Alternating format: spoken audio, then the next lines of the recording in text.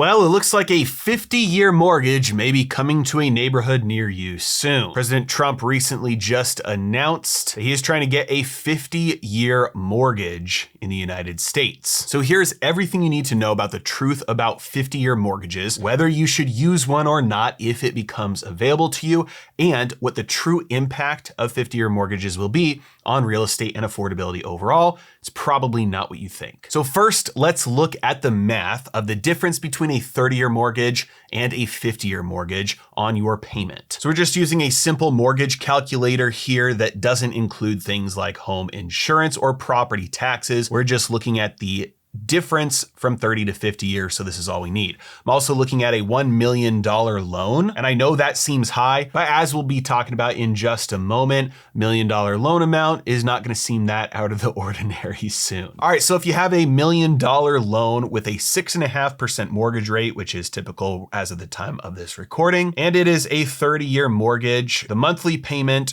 for principal and interest is going to be $6,320.68. Now, if we change this to a 50-year mortgage, we can see that the payment drops down to $5,637.17. That is a difference of a whopping $700 per month. Now, you might think, okay, $700 per month is a significant chunk, but not when you're talking about $1 million mortgage, when the payment is going from $6,300 down to $5,600. It's not going to move the needle, at least not in terms of major affordability of somebody being able to buy a house or not. Remember, this is $1 million loan. If we look at the difference between a 30-year and a 50-year for just a $500,000 loan, the 30-year mortgage has a payment of $3,160 versus the 50-year mortgage has a payment of $2,818. So just a $300 difference. Again, for very few people is this going to mean the difference between being able to buy a home and not being able to buy a home. This is not introducing new buyers into the market. This is just a couple $100 extra available per month to people who are already going to be able to buy anyway. Now, the major advantage that everybody online is talking about right now is investing that difference. If you're able to afford a 30-year mortgage, get the 50-year and just invest the difference. So using our $1 million loan example, we have a $700 a month difference that we can now invest. So let's run the numbers on how much money you can make from investing the difference. And by the way, I understand that a 50-year mortgage will have a higher interest rate. And so the difference, the savings, the amount that you'll save each month going from 30 to 50 will actually be smaller than what we're calculating here. But I'm trying to give a best case scenario because we're looking at the advantages here first. So if you get a 30-year mortgage on a $1 million loan, your monthly payment's gonna be $6,300. Over the life of that 30-year loan, you'll pay a total of $1.2 million in interest. Again, this is assuming you keep the loan for its entire duration, you don't refinance, and you don't move. Otherwise,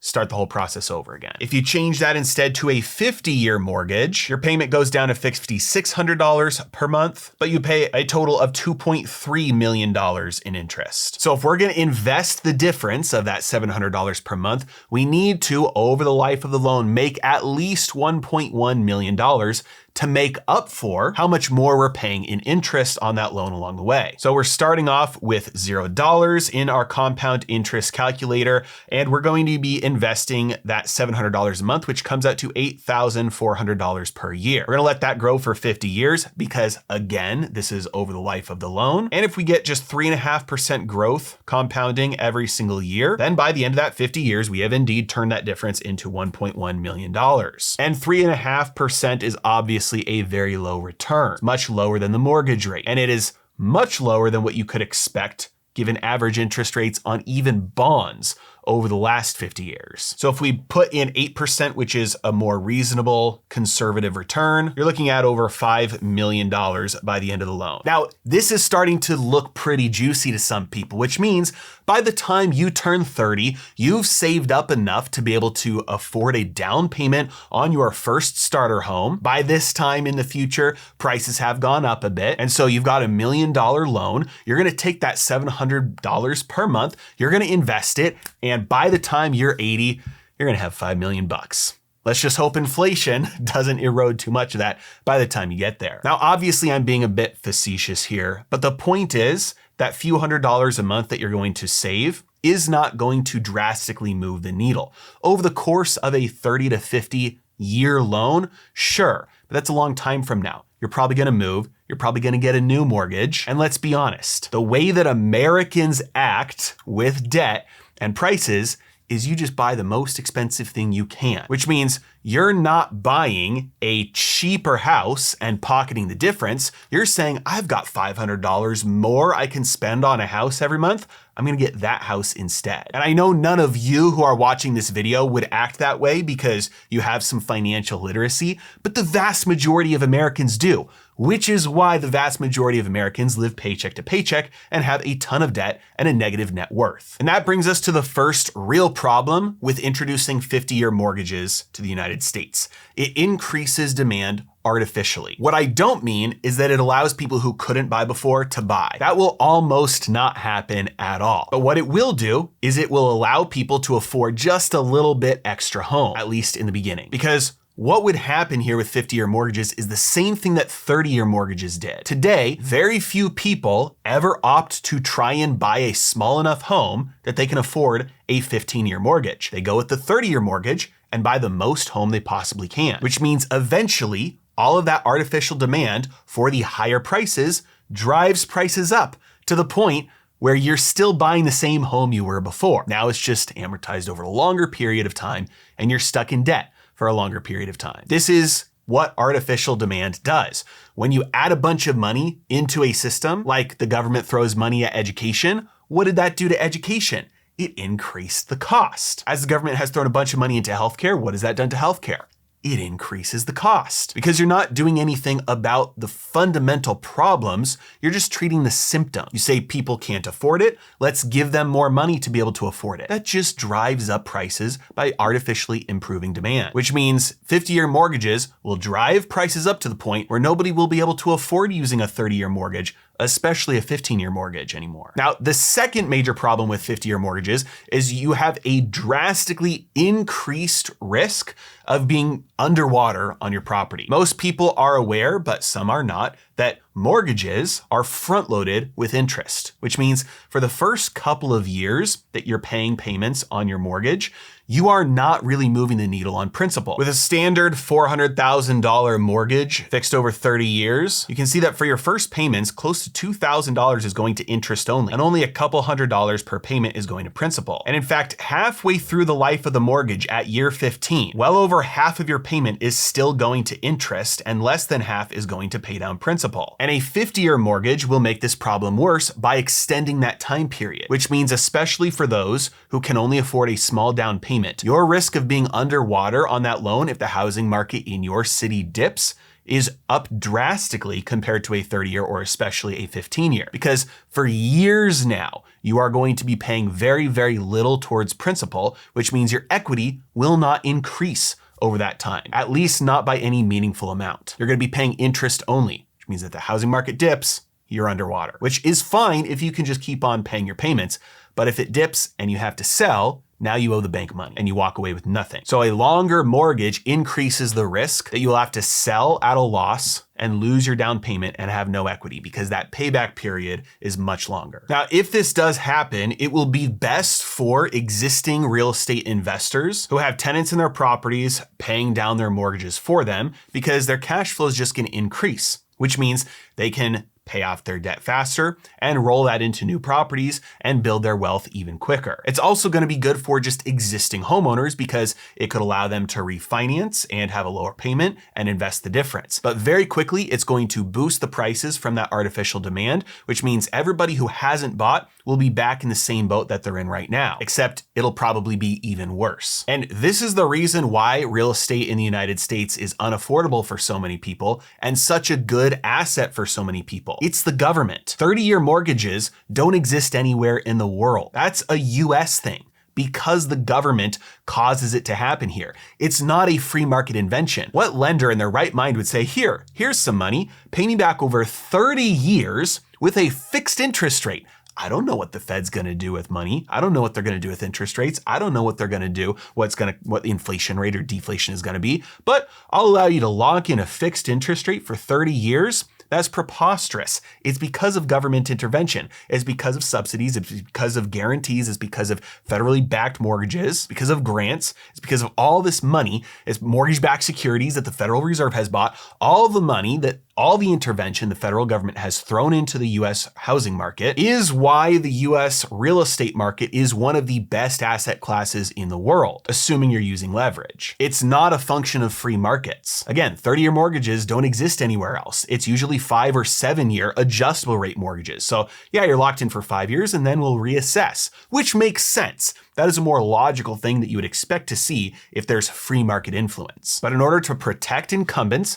and protect real estate investors, the government keeps on forcing regulations, forcing subsidies, forcing grants in order to continue making real estate get more expensive here, which is good for existing owners and bad for people who still need to buy. In fact, without government intervention, real estate prices would actually go down over time, not up. Real estate is not an inherently appreciating asset. It is something that depreciates, which is why the tax code gives you depreciation deductions, because they know houses fall apart. They need maintenance. They cost you money. You have to fix stuff. You have to improve stuff. They get less valuable over time and make you put more money into them over time. Without government intervention, house prices over time would go down, not up. And the main reason why they would go down, not up, is because you wouldn't have all the artificial demand for a payment driving the overall prices up. So that's first. But second, you wouldn't have restriction on supply, which is the biggest issue here. In every city and state that allows a lot more building,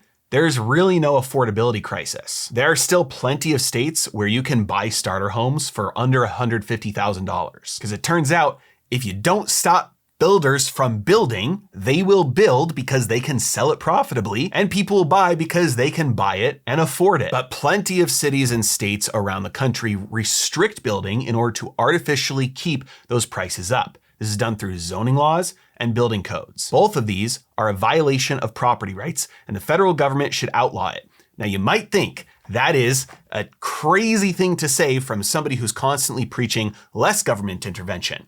But when a government outlaws laws, in other words, restricts itself from violating personal property rights, that is the right kind of law.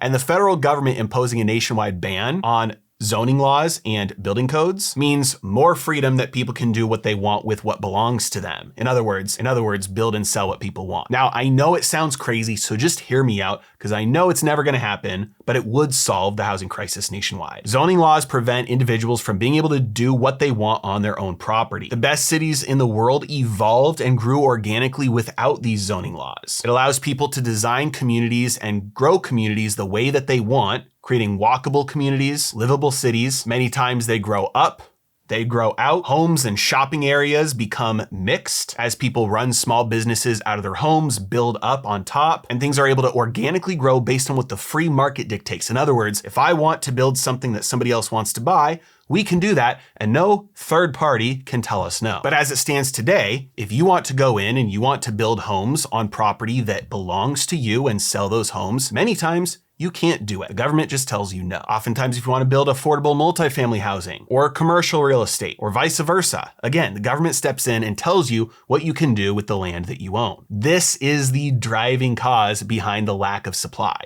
And I also mentioned building codes, and that is because building codes are not created in most places by the cities. They're created and owned by private organizations who make the building codes in private, paid off with companies that have patents on equipment and things like that they want put into the building codes because they're going to get all that business. And the cities just enforce them with the force of law. So now if you want to go renovate an old building and turn it from office space into multifamily, that one building code for this type of sprinkler instead of this type of sprinkler makes the whole project unaffordable for you. And so you don't do it because you won't be able to do it profitably. In summary, if the government simply got out of the way, it would solve it by itself. Now, the loser in that situation would be everybody who currently owns homes and has their identity or their net worth wrapped up inside their home equity. But a personal residence is not a cash flowing asset. And so it doesn't actually really impact somebody if their home value drops a ton from changes like these. They're not living off of that income. Now, if you think, well, then all of their net worth goes away, but it's in their home, it doesn't matter because the home across the street also has that same drop. It only matters to them if their house is the only house that drops in value. But if all houses drop in value, then it doesn't actually impact them. Now, if you think, okay, well, what about real estate investors that have a bunch of properties and tenants? Again, the appreciation or depreciation of the property doesn't actually matter in this case. It's the cash flow relative to the cost of the property. So 50-year mortgages are only going to do the same thing that 30-year mortgages did. Overall, drive up affordability of a monthly payment just enough to keep prices going up. It is not going to introduce new buyers. In fact, for somebody who hasn't bought yet and doesn't get on that bandwagon soon, they may be priced out of owning a home forever because prices will go up so much they won't be able to afford a down payment. We're turning it into a nation of landlords and renters. This is the road to serfdom. Great book, by the way. And last thought for anybody who thinks, oh, if we just kick out all of the illegal immigrants, that would solve our problem. That's just not the case. The first issue with that is largely illegal immigrants are living in multifamily housing, which is not going to do anything for single family housing. Second, the rate of deportations, which is accelerating, is still nowhere near what would be needed to make a dent on demographics. And number three, it would arguably have an even bigger impact on the supply side because many of the people who are doing the building of the new places to live would be kicked out of the country. So if you really care about solving the housing affordability problem in the United States, it's not about immigration. It's not about cheaper monthly payments. It's about getting the government out of real estate from the federal level all the way down to the local level. But that's probably not going to happen. In fact, we're going the other direction, which means if you don't want to be caught on the wrong side of this, you probably need to get in the game. I'm not saying that you need to purchase your personal residence because many people don't want to live in the places that they can afford right now. But it's a lot cheaper to get in the real estate game by buying an out-of-state property with a property manager with a house that costs under $150,000 and place a tenant in there as long as the property cash flows. And then at least you have your foot in the door. You accumulate a couple of those properties, you have tenants paying down your debt for you, your equity is appreciating as time goes on, and if push comes to shove, you can always liquidate those properties in order to purchase a personal residence someday in the future if you need to. But getting your foot in the door at least allows you access to that market and makes it harder for you to be priced out forever because the direction we're going, that's going to happen to many, many people. Really trying to increase my content output game. I'm going live on YouTube a couple of times a week right around market close, and so stay tuned and watch out for that if you're interested. And I also have a free newsletter where I send out content that I do not talk about on YouTube. If you're interested in seeing me in your email inbox every week, I've got the link to subscribe in the description below. As always, thanks so much for watching. Have a great day.